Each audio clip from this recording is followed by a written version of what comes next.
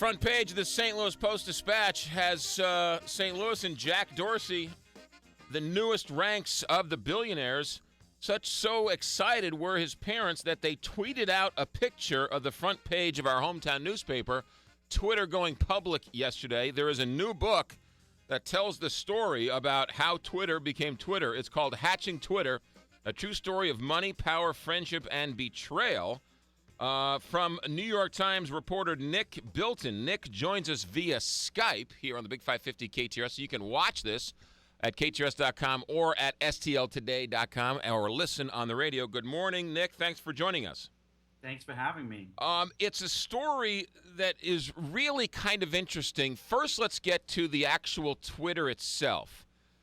In terms of the code, in terms of the technology, how advanced or how magical is the actual technology of Twitter? Well, it's not that advanced. I mean, it's advanced in some respects. I mean, the reality is it's 140 characters that is being sent over a network. Where it becomes difficult and where it has had a lot of difficulty and there's been problems with the site staying up and so on in the past is that when one person tweets, if you have 1,000 followers, that tweet has to be then sent to those 1,000 people. And when you have millions of people who are doing that with millions of followers, you have these network effects where you're having to send messages from one person to hundreds of thousands or millions, and it's being received all over the place. And that's where the difficulty lies. So it's not necessarily certain parts of the code are very simple and certain parts of it are very difficult. Interesting. All right. And take us back 4 or 5 years, whenever. When I first heard Twitter, I was like, oh, okay, I get it, I guess. I didn't really quite get it, and all of a sudden it just blew up. Nobody had any idea when they started this that it was going to be this successful, did they? Yeah, nobody had any idea. Some of the founders say that they did, but the reality is that it was, this was something that was an accident from day one. It was a series of events that led to it, and there's nothing wrong with that. It's an incredibly important service. But these guys, in the very early days, there was an email I got in the reporting of the book where they were jumping up and down when they hit user number 1,000. They had no concept that it would be 240 million active people on the service. But one of the things that's really fascinating in one of the stories in the book is that they all had different ideas of what Twitter was.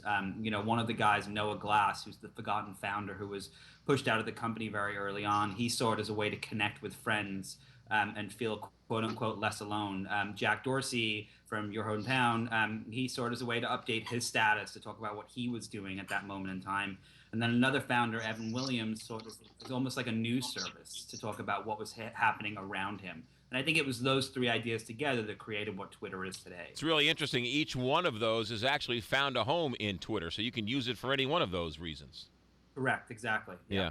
Let's talk about Jack Dorsey. You write that he was a tattooed nobody who helped mastermind the original concept of Twitter, became a billionaire tech titan, and convinced the media he was the next Steve Jobs. That's kind of harsh.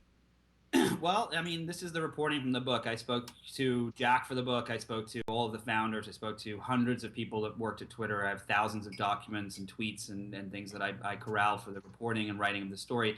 And the story really is, it's a Jack's story is fascinating. He came from St. Louis and he ended up in San Francisco, and he was a very quiet engineer. Think about the quietest person in your office sitting in the corner and imagine them becoming the Jack Dorsey that is today. He went through a pretty rapid transformation. One of the things that has happened is he had, in the story in the book, is him and Evan Williams, the other co-founder, they kind of disagree a lot over the future of Twitter, over who came up with the idea, over a lot of different things. And they also have a disagreement over the press. And so Jack, when he was fired from the company in 2008, he kind of went on this press tour to say that he was the inventor of Twitter and that without him this thing wouldn't exist. And while it's true without him it wouldn't exist, it did take several other people to actually invent this thing.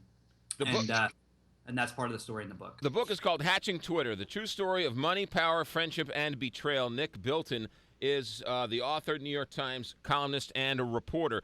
All of the starters, all of the original guys are no longer running Twitter.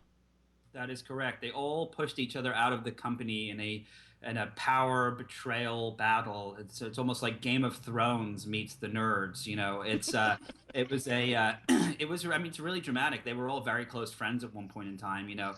Jack Dorsey and Evan Williams pushed out Noah Glass, the first guy. Then Jack Dorsey took over, and then he was fired by Evan Williams, and then Jack. And this is a big story in the book. Jack helps, pull together a coup with the board, and they push out Evan Williams. And now, while Jack and Ev are on the board of the company, they are no longer involved in the day-to-day production of what Twitter is. While they were doing all of this, how were they raising money to keep this thing going? Well, it's interesting because I think up until now, up until this book came out, no one really knew what had happened, behind the scenes, and that's a big part of the drama and the story here. But in the front, and what people were seeing from the press, they were seeing that this was a company that was growing rapidly, and that is exactly the case. It was. I mean, if you know about it from the early days, you've seen how quickly it's changed the world. I mean, it was used in revolutions. It's been used to change business, to change radio, media, and so on. And as a result, there was millions of people that were signing up, and investors wanted to be a part of this company. And I think it turned out pretty well for them, as they made billions of dollars yesterday. Who had the original idea? Jack Dorsey has said that he was dreaming about it when he was riding on buses as a way for buses to get from one place to another in a better way. Who's given credit for the actual idea? Well, so that's exactly not true. While Jack may have ridden on buses, and that may have influenced some of his concepts, he has told me, and he's told other people back in 2006 and 2005 when this thing was started. This was the way he presented the concept, was that it was much like instant messenger, where you had your away message. You could change it to say, I'm on the radio, or I'm listening to the song, whatever. Jack had this wonderful idea to be able to pull that out and use it as a separate website. But the problem was there were other services out there like that. There was Dodgeball, which was built in New York, which was very similar. There's a thing called Text Mob, which was very similar. There was all these things out there. And there was a moment in a car one night with Jack Dorsey and Noah Glass, and they'd been out drinking and they'd been partying all night. And it was about 2 a.m, and they were very upset. Noah was very upset because he was going through a divorce, and he took this idea that Jack had presented, this status idea, and he melded it to thinking, well, what if you could connect with your friends? And it was this human connection aspect that really kind of, those two things together were what really made what Twitter is today. The book is called Hatching Twitter, a true story of money, power, friendship, and betrayal. Nick Bilton, our guest. Last question for you, Nick. How is Twitter going to make any money? They're all billionaires. They haven't turned a profit. I use it every day. I don't give them a dime. How are they going to make any money? Well, so they have these things called sponsored tweets. And so an example of the way that would work is if I wanted to sell my book, I would write a tweet and it would say, pick up Hatching Twitter on my website, hatchingtwitter.com, right? And you can actually do that if you want to go there now and buy it. And then I would write that tweet. I would send it. I would probably put a picture of the book on there. And then I could tweet it. And then what I would do is I would go to Twitter and I would go to the ads platform and I would promote that tweet. And so every time someone clicked on that hatchingtwitter.com link, I would then get, I would be charged 50 cents or whatever the number is, but Twitter would make that money. And so that's one of the advertising platforms that they're doing. Right now, they're making $600 million a year in advertising, and they're expected to do $1 billion next year. Wow. So is it here to stay, or is it a fad? I wouldn't have written a book about a company that's going to die in a year or so. I think it's going to be around for a very long time. I don't think it's going to remain what it is today. I think it's going to continue to change and morph. And but I think one of the really important stories in the book, the book reads like a murder mystery. It's like an espionage thriller. And all of this chaos and drama led to what Twitter is. And I don't necessarily know if it's all over yet. The book is Hatching Twitter, a must-read. The true story of money, power, friendship, and betrayal. Nick Bilton. Nick, we will tweet out this interview afterwards with a link so you can see this Skype interview on Twitter. How about that? Sounds great. I will fave it and retweet it. There you go. Nick Bilton, good luck with the book. Thanks for stopping by. Thank you for having me. You got it. 9:20 here on the Big 550 KT.